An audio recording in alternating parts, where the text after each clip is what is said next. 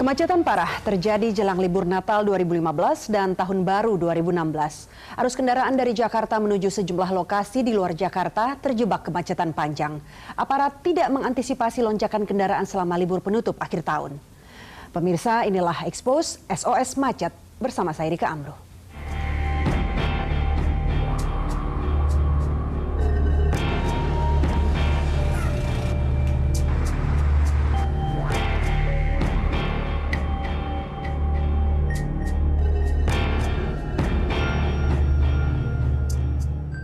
Kemacetan parah terjadi di ruas tol dalam kota ke arah Cikampek, Jawa Barat. Kondisi serupa melanda jalan tol lingkar luar. Ribuan kendaraan nyaris tak bergerak meninggalkan kota Jakarta. Liburan panjang Natal yang bertepatan dengan libur Maulud Nabi membuat warga ibu kota ramai-ramai bergerak keluar kota.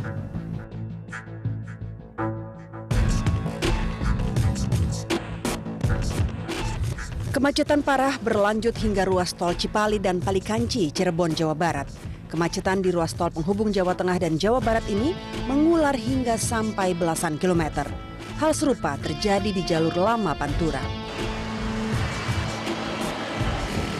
Kemacetan berlanjut hingga malam hari. Kelelahan pemudik tidak terelakkan.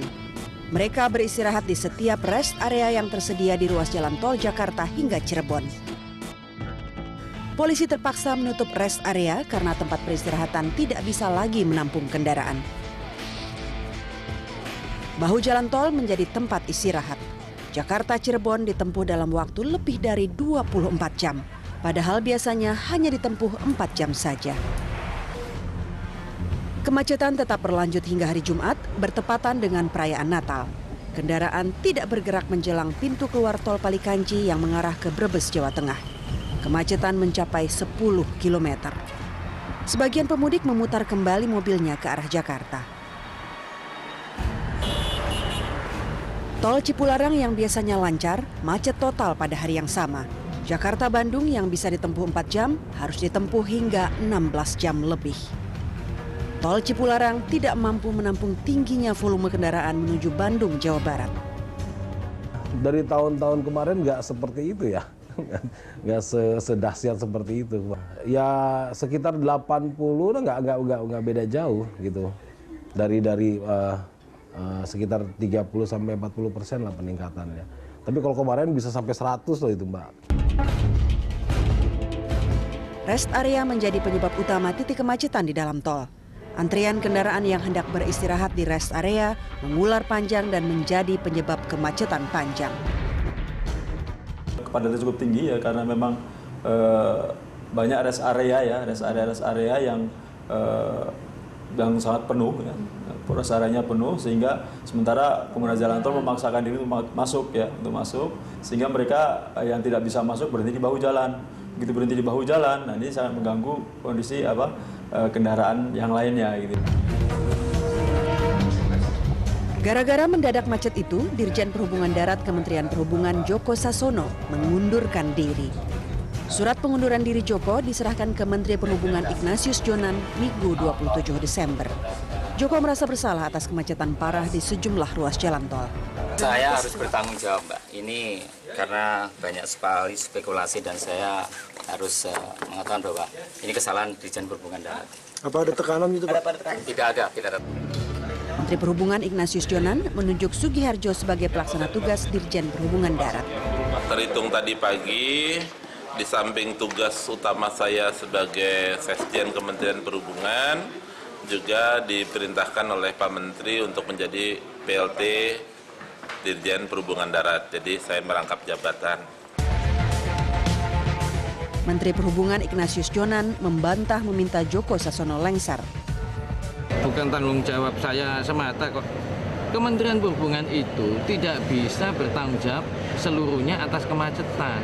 Yang bangun jalan bukan saya, yang ngatur lalu lintas apa saya. Gitu. Saya kan hanya bisa menerbitkan mana boleh truk, mana tidak, mana kapan dan sebagainya. Kan begitu. Membatasi mobil juga nggak bisa. Kan begitu. Nah memang kalau Anda tanya, lo Dirjen Anda mengundurkan diri, lo kan saya bilang itu hak pribadi. Saya juga nggak suruh. Ya mundur aja gitu kan. Bapak tidak niat seperti mereka juga? Apa itu? Mengundurkan diri juga? Yang ini? Ya. Bukan salah saya kok, mundurkan diri apaan. Masyarakat Transparansi Indonesia melihat ketidaksiapan pemerintah menghadapi libur panjang. Kalau pemerintah itu memang betul-betul bisa membuat perencanaan yang baik, saya kira kemacetan yang kemarin tidak akan terjadi. Dan itu sudah saya sampaikan juga ke pemerintah, kepada Menteri Perhubungan. Saya menyampaikan pada saat habis arus baliknya, tidak akan macet Pak, saya bilang gitu. Karena apa? Kita tahu masyarakat punya waktu window time yang lebih panjang, dari tanggal 1 hingga tanggal 4 untuk proses kembali. Dan buktinya kan benar. Jasa Marga mencatat lebih dari 107.000 kendaraan yang melewati gerbang tol Cikarang Utama. Jauh di atas kapasitas hari biasa yang rata-rata hanya dilintasi 76.000 kendaraan. Kemacetan terjadi sepanjang 20 km, mulai dari kilometer 2 hingga gerbang tol Cikarang Utama. Jasa Marga membantah tidak sigap mengantisipasi tingginya volume kendaraan saat libur Natal dan Tahun Baru. Sebetulnya Jasa Marga sudah siap ya, karena memang untuk cabang Jakarta Cikampek ya, ini kan memang kegiatan seperti tahunan ya, Idul Fitri itu kan memang kita biasa mengalami hal yang lonjakan lalu lintas yang cukup tinggi.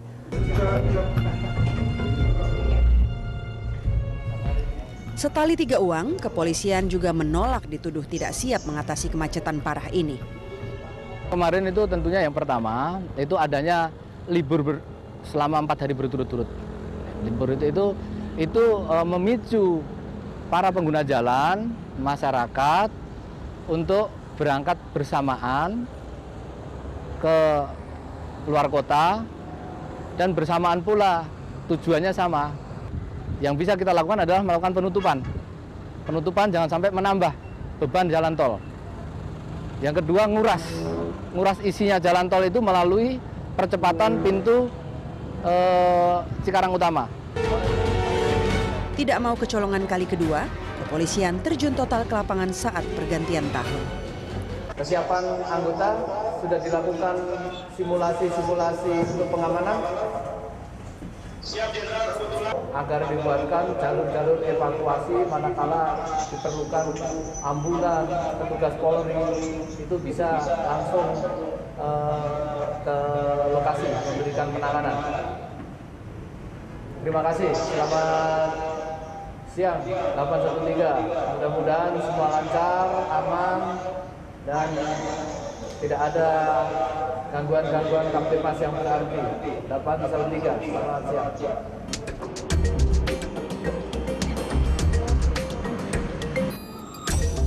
Berbeda dengan kondisi jelang libur Natal pada 25 Desember lalu, kondisi di tol Cikampek jelang libur Tahun Baru terlihat ramai lancar. Sejumlah kendaraan berupa truk berdasarkan surat edaran Menteri yang biasanya mendominasi sekitar 30 hingga 35% volume lalu lintas kendaraan di tol Cikampek dilarang masuk tol.